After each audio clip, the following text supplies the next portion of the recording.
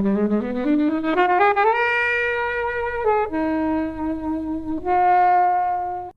I think my heart skipped a beat or just stopped for a bit when this was happening, and because of the crane shot just expanding and expanding to reveal more and more of these life jackets. It was a very poignant shot, maybe one of the most memorable in the film as a single shot. There's something so cinematic about that heroism. It makes for an incredible movie, and the fact that it's real, obviously, it just hits you so hard in the gut. I mean, I was crying several times during this movie. I couldn't sleep for most of the night afterwards because it was just so emotional. For me, it was a pretty good, suitable way to watch it. I just couldn't take my eyes off it.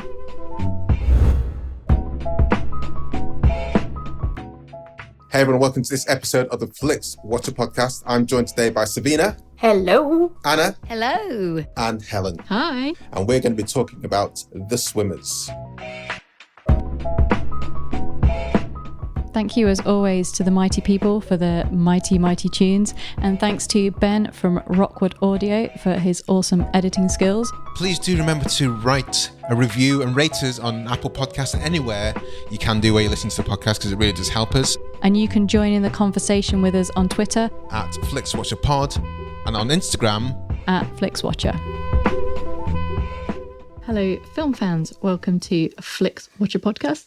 Joining us today, we have Anna and Savina. Over to you, please, Savina, to tell the listeners a little bit more about who you are and what you do, please. Hello to all the listeners, and hello to our wonderful hosts. I am Savina. I am a film writer. I'm also a programmer, and I am an academic of some sort, I guess. I'm just finishing up my PhD at King's College London, where I also teach.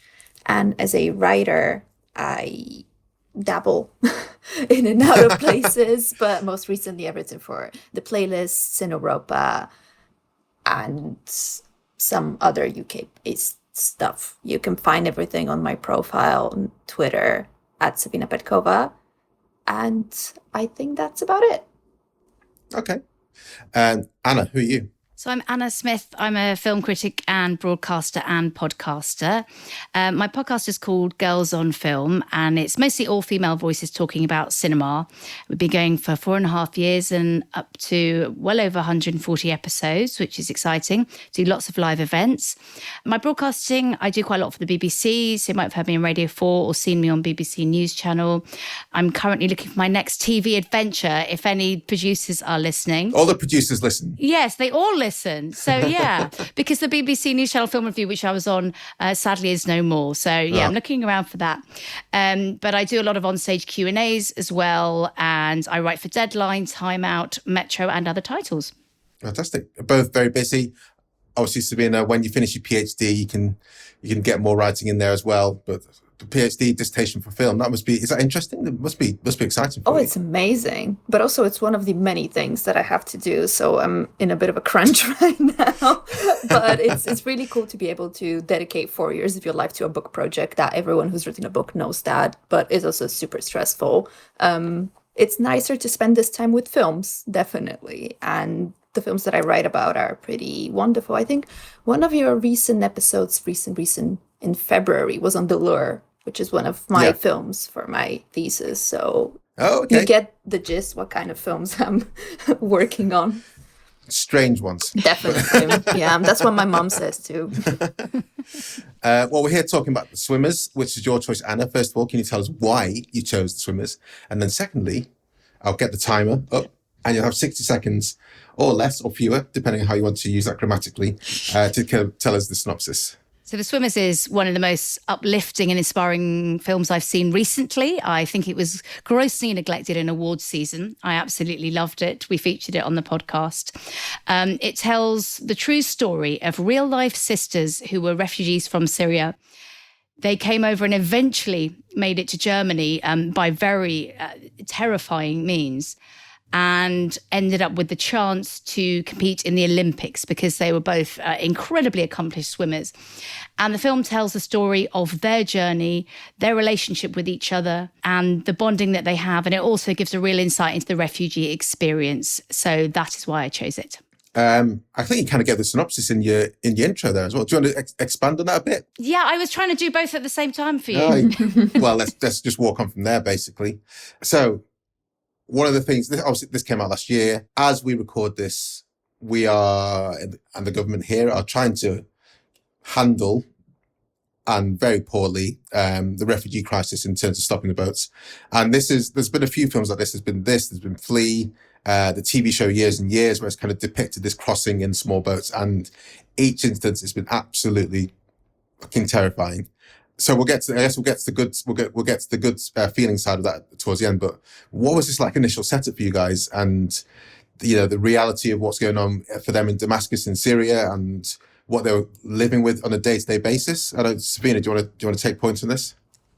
I feel like it's so difficult to start because both of these places, the transit period of their life and the life in Syria that is depicted in the film, have such a huge impact on me. It's a bit difficult to start, but maybe we can start chronologically as the film develops. So it starts with Syria and how things are there and how they get progressively worse.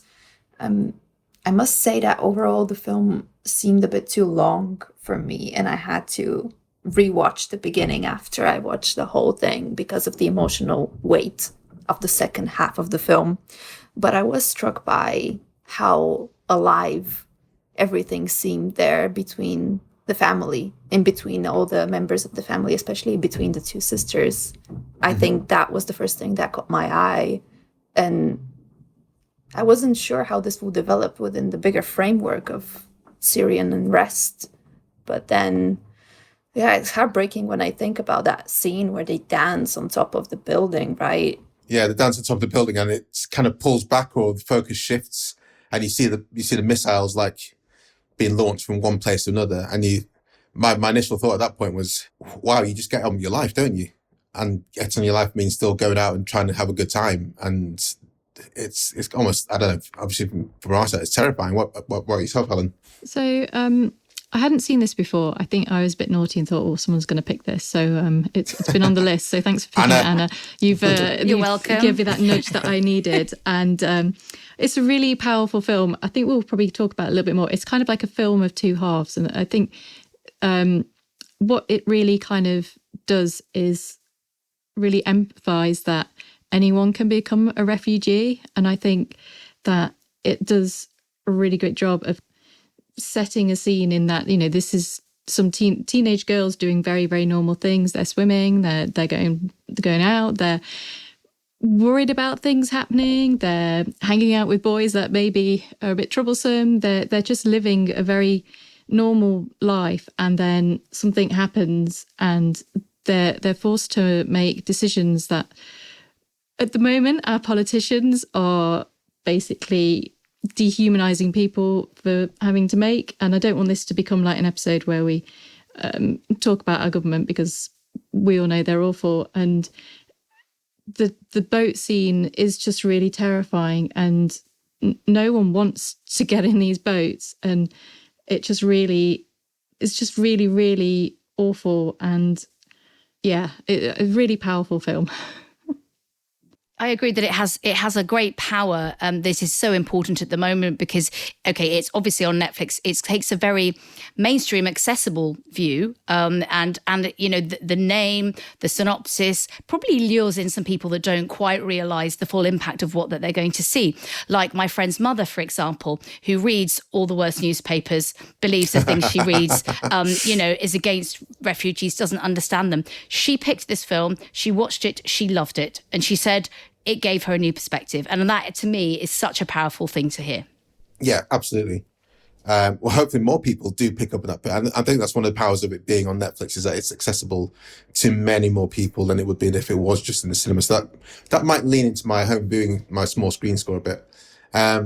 What did you make of the aspects in obviously the journey through from Syria to Germany was tortured, but I guess the main part of that was the piece on the boat, in which point the two sisters, I think in real life, a couple more people jumped out and swam as well. But as depicted in here, the two sisters came out and lightened the load enough for the boat to be able to get to dry land. And that's like astonishing, right? And if it hadn't been for that, then many people would have died potentially. There's something so cinematic about that heroism. It makes for an incredible movie, and the fact that it's real, obviously, it just hits you so hard in the gut. I mean, I was crying several times during this movie, and that was certainly one of them. And I think that it's really well filmed, that scene. It kind of takes you there, however hard it is.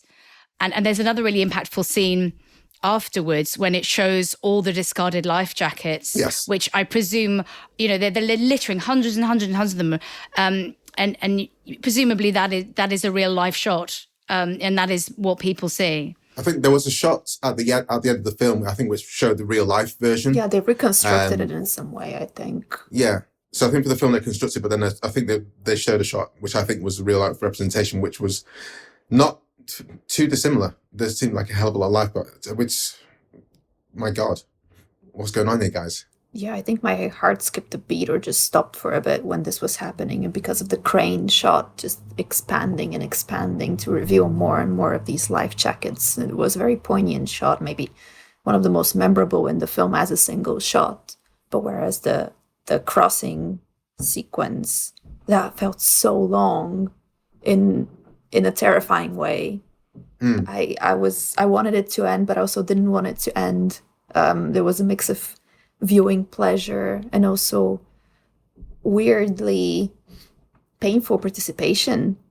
It was something about recreating that moment, which we're not allowed to see usually unless we're experiencing it ourselves, that makes it for a very strong pull, I think.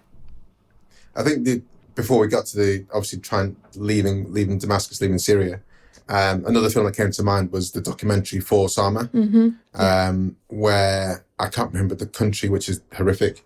I'll try and find it in a second. But that showed, it was Syria. Yeah, sorry, Syria, there's Aleppo. And it showed Wad and her daughter, Sama, just after Sama had been born, and just dealing with like bombs hitting nearby.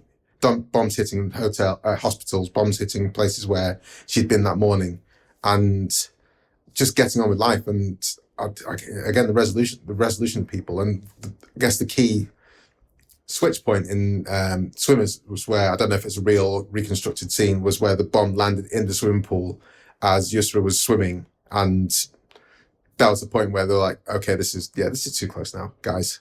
I mean, what did you make of before we get into the rest of the film? What did you make of the Helen? Yeah, so as I said, I just think it really paints like a picture of anyone's lives. And I think talking about the journey, we've talked about the boat scene as well, but it's not just the boat as well. It's the crossing across land and all of the human traffickers that they have to come across, and the money that changes hands as well is insane. It's just everything about it is just so shocking, and the determination that it must take to get in the boat, to continue, and to be in a position to say no. And it just kind of feels like such a relief then when they do get on the bus and they finally get to Berlin. But then even when they get there, it's not straightforward. They're sleeping in tiny rooms on bunk beds. It takes ages and ages and ages for paperwork to come in. So it just, although it is quite long, it's obviously much longer for the people who are experiencing. And I think it does quite well to show all the stages. And I feel like it was probably much longer and much more terrifying than it actually is on screen. And we kind of see a bit of like snapshot edited, and that the days crossing over land that we see in hours, but are in reality in weeks.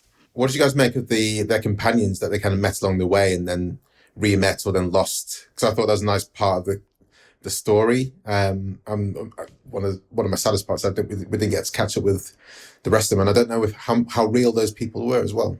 I really like James Krishna Floyd as an actor, so I was really pleased to see him in there. He previously starred in Sally El Hosaini, the director's previous film, My Brother the Devil, and I thought there was a really nice dynamic with him and the sisters. So I really enjoyed seeing him, but there is also a bond with, in particular, another woman, a mother on the journey, and I thought that was really incredibly moving. And what was really positive for me and a positive takeaway was the kind of thought that people made real friendships on this journey. I mean, obviously we see the news headlines, we know it's absolute nightmare. But through that living nightmare, apparently, you know, people get close. And I thought that was something that came across. And, you know, on Girls on Film, I not only spoke to Sally, but I spoke to Yusra and the girl who played her and her sister.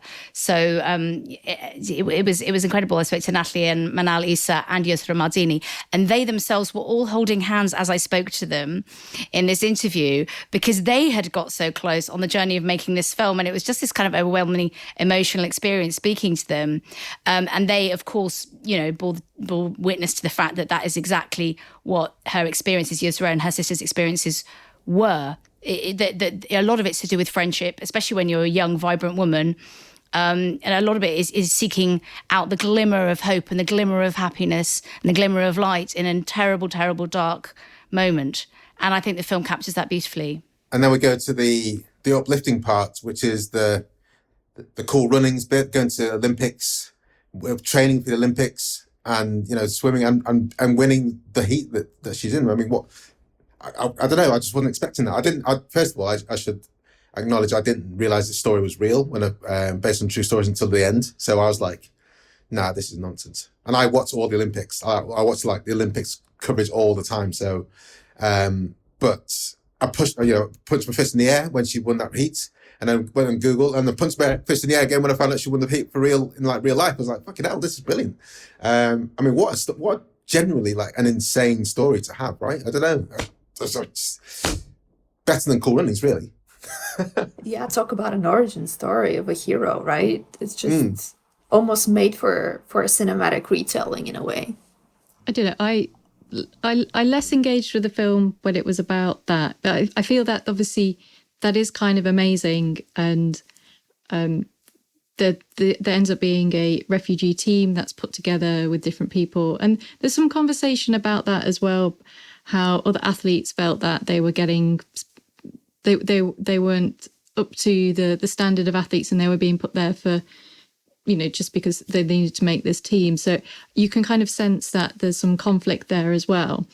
And I think it maybe pushes a little bit the creative sort of license, and it kind of feels like she wins. And I was like, oh, did she win? Did I miss that? And then she won that heat.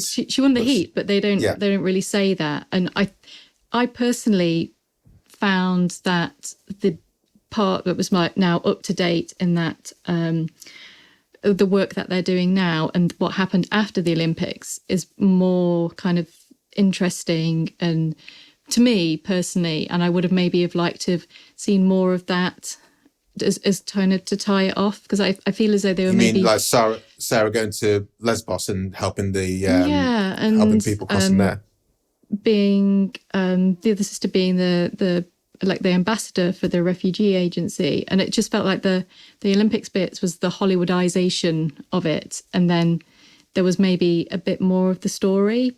So that was my main niggle. It was a bit like, oh, okay, I see what they've done there, but actually for me the other bit was interesting. But you know, you need to have that hook, I guess, and it is an amazing story, and making it to the Olympics, like, I'm never going to make the Olympics, so what am I saying? Like, oh, she only won a heat, like I can even do the butterfly, like, what is that? But I also thought when the bit that I did think about the kind of training montage was the conflict between the two sisters, because it was very sort of clear that one had a very kind of clear goal and something to focus on. And without that, which would have been pretty much the same for everyone in the refugee camps, that life is really, really hard, and that sort of side of it, and not having the Olympics to work through, because the cousin as well said, oh, you know, you're the Olympic swimmers, I'm nothing. That those relationships and conflicts and feelings, more of my interest than the yes, we're winning at the Olympics thing.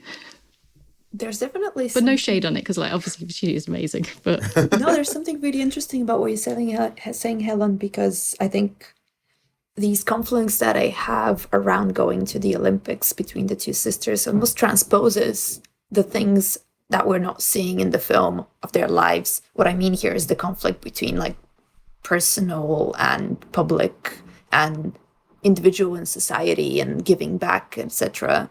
Because you're right, there's something about Yusra focusing on being an Olympic champion that helps her sublimate the imminent trauma, I guess, and that redirect her energy, attention somewhere else that helps her survive too. And I like that it's a source of internal conflict and external conflict with her sister, and they get to know each other better, the way that they both deal with a situation in a different way. So maybe I think this is where it's hinted at their Yusra's future development as an ambassador instead of a one-time Olympic star that fights for herself or for her country, kind of merges into something much bigger. Well, let's head to the scores.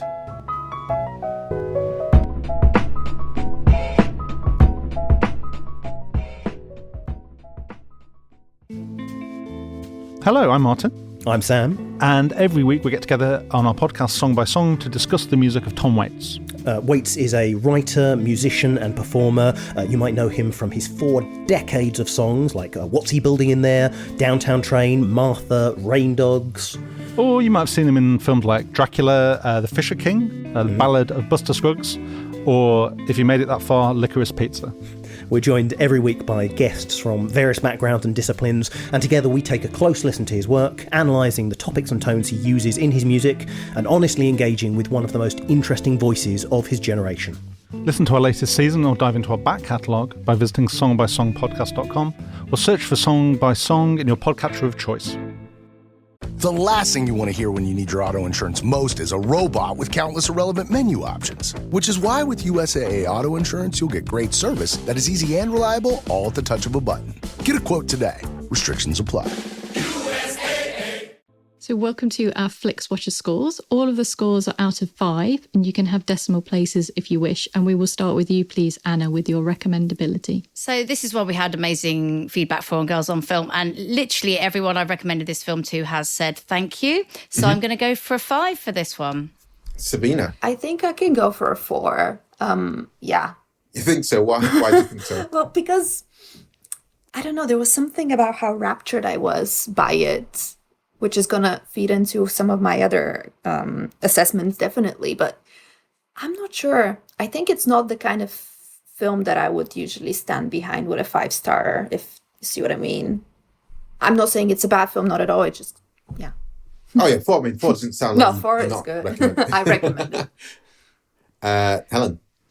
interesting. I noticed that sometimes when you watch Netflix and you've not watched a film before, it gives you like your percentage rating, and it said this was a 98% match for me. So it was pretty darn close. So I think this is going to be one that I'm going to recommend a lot. Although the people I tried to recommend it had already seen it before me, so I was a bit like, "Oh, have you seen this?" And oh yeah, and they're like, "Oh, okay." So 100% recommend it. I think maybe the Olympic bit and the kind of like the journey bit, I feel are a little bit jarring, and the two audiences for those they need to like mesh in the middle, but I'm going to give it a 4.5. I'm going to join Anna on the 5 here. I was already going to give it a high score, I think, before joining. But the fact that Anna just told us about the lady who reads all the wrong newspapers and had their opinions about refugee crisis and watched this film and it redressed their balance on things makes me think it's a 5-star film, and as many people as can should see it. Even if some bits may feel contrived or the story may feel slightly disjointed, but I mean, escaping war-torn country, making it out safely against harsh conditions, going to the Olympics, which is like, so each little thing is like makes them a small fraction of a population of people, each of which a good story could be told about that one thing, and then going back to help the refugee crisis, then being arrested for helping out refugees. My God, that's like, what have these guys been through at such a young age? It's like amazing. So 5. Repeat viewing score. Anna.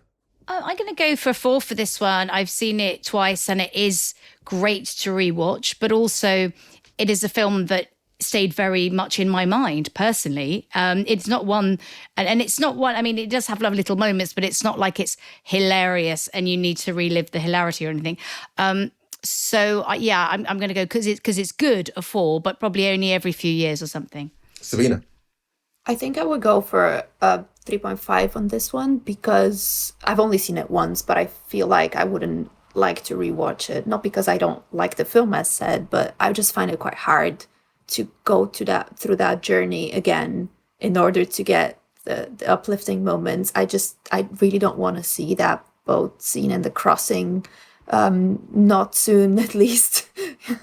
Has anyone seen the films I talked about at the start? Force Armor, Flee, which is the animated film about the of course, and then Years and Years as well. How do those stories portray versus compare in your mind to this one? I mean, For Summer's very comparable, I think. It's another one we really champion at Girls on Film. And I think what's interesting is that you see female directors taking a very personal approach to this kind of subject matter. And they both do that in very different ways.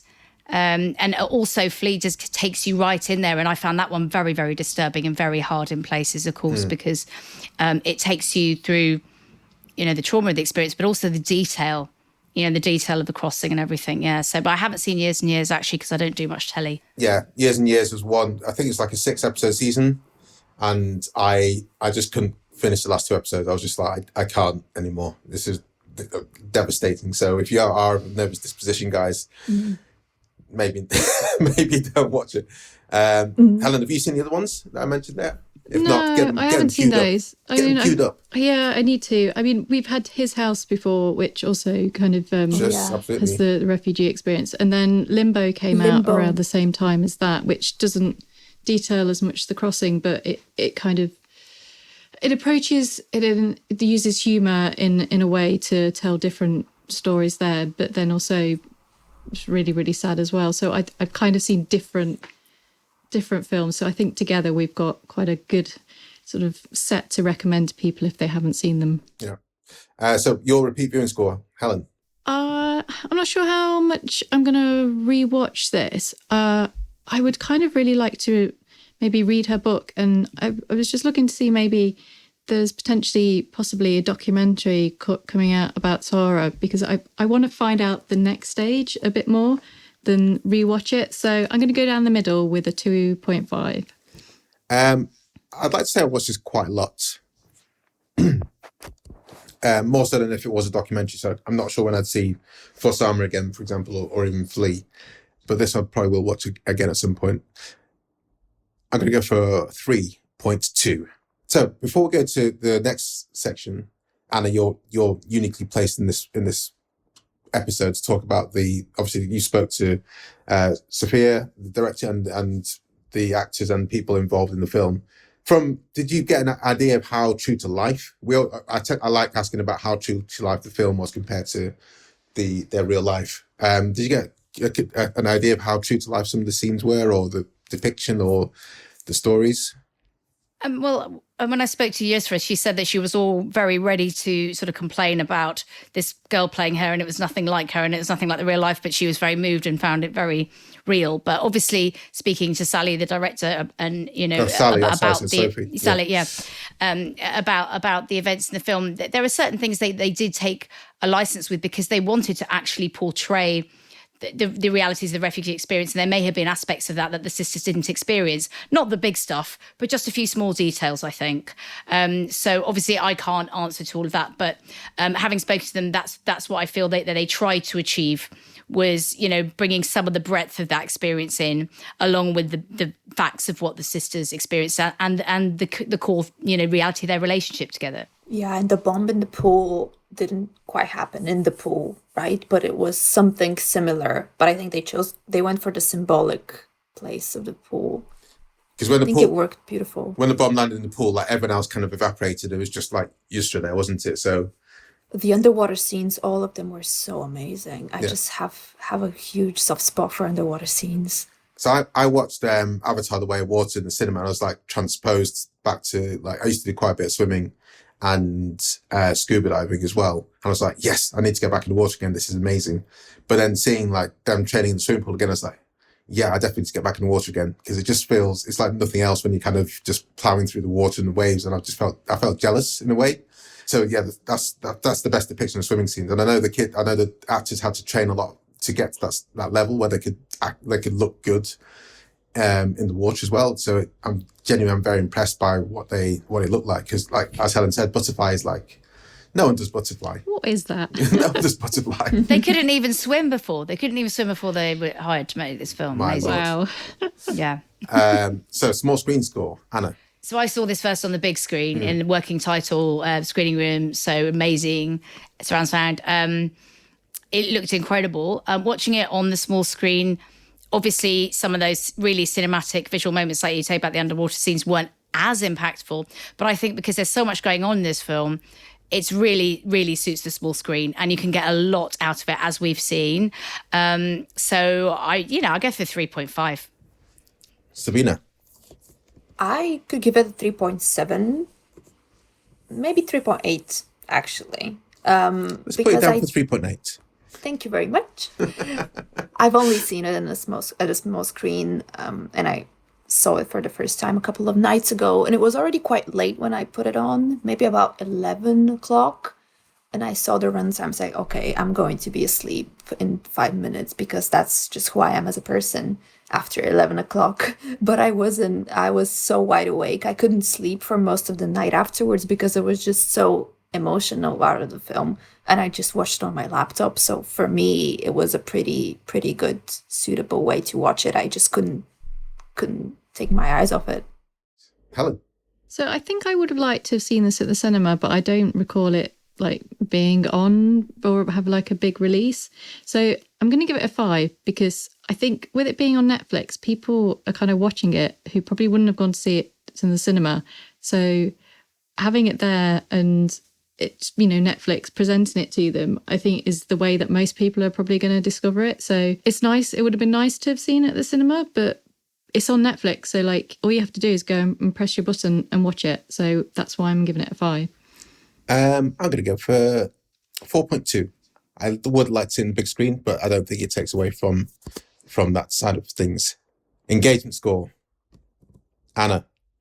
I think at least a 4 out of 5. I'm going to say 4 out of 5 because, as Savina pointed out, it is on the long side, so it could lose some people at some point if they weren't really gripped. But I think it is personally sufficiently gripping to keep you there the whole way. Savina. Yeah, I think I would just mirror Anna's score on this, particularly for what she said, yeah. Yeah, you talked about that bit when you said you thought you were going to fall asleep, but didn't.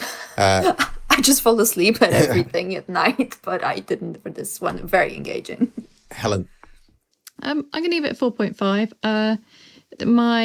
I got a little bit in the sort of training montage, a little bit like, I need to find out how this story ends. Like, when do we get to the Olympics? So I was guilty of doing a little bit of checking things on my phone. So sorry, which is why I can't give it a perfect score. So 4.5.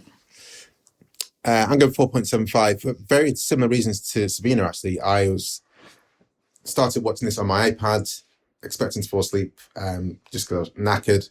And also because a lot of it is in a different language, so subtitled. And I just thought, I'm going to fall asleep. I'll just pick it up in the morning. And I did it in 2 sittings, which I wasn't expecting to at all. And I woke up in the morning, I was like, I need to just like pick this up straight away. So I was like in this as much as it could be. And another question with because I just talked about the subtitles and the language. I was quite struck by how much English there was in this, especially in Syria, and I know it's kind of when you know English in different countries, whether it's a rich or a poor country, often people do speak English more, especially if it's just within a small circle of people who can speak it, because it's almost like excluding others who haven't had that education. But I saw, was it Manal, Anna? I saw an article about her saying she felt there was almost too much English used in the film, and it made it almost like a sanitized version. Yeah, that was an interesting article because I read it after I'd interviewed her and she'd been so positive about the film. I'm not sure about that article. It's a trade-off, isn't it? Sally El Hosaini has said that she was pleased that Netflix didn't want to put more in English and that wanted to honour a lot of the original languages, for the reasons of veracity, etc. So it could have been worse. It could have been all like in English with American accents or something horrendous. But I think they get the balance quite well. And I do think you're right that, that you could argue that there are some situations where people would have spoken English. And obviously you want to get a balance of it seem authentic and also accessible. So I think it does it quite well. All right.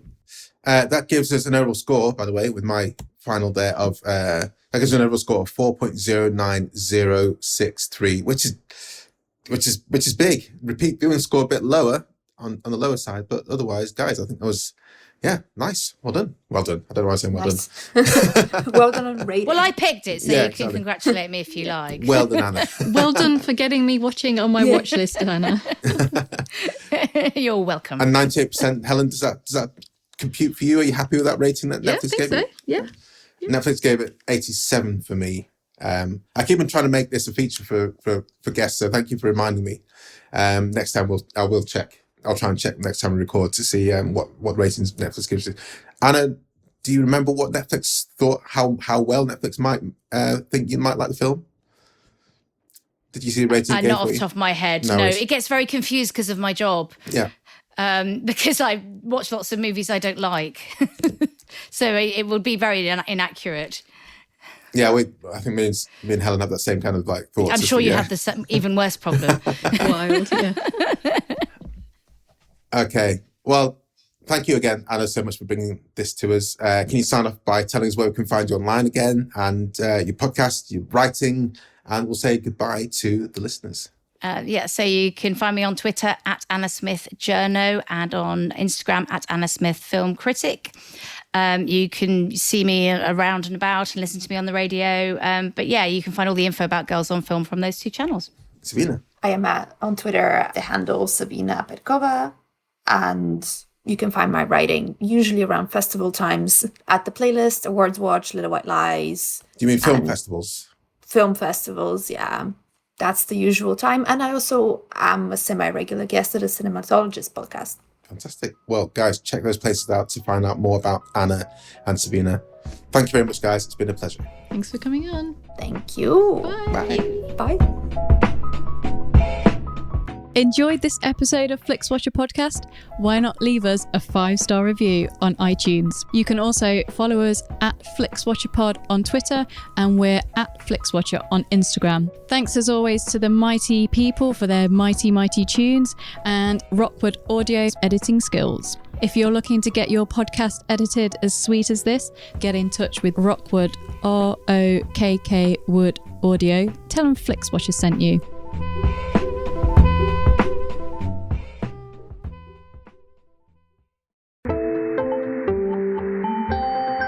You just heard a Stripped Media production.